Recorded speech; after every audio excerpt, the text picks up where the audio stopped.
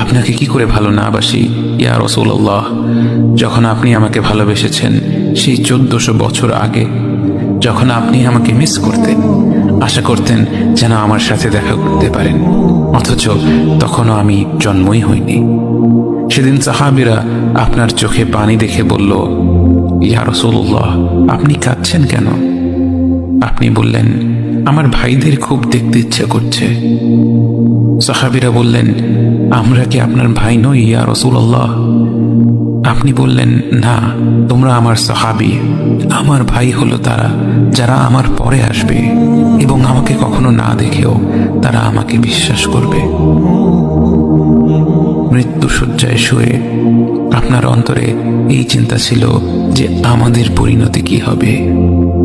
উম্মতি উম্মতি বলতে বলতে আপনি আপনার রবের নিকট ফিরে গিয়েছেন।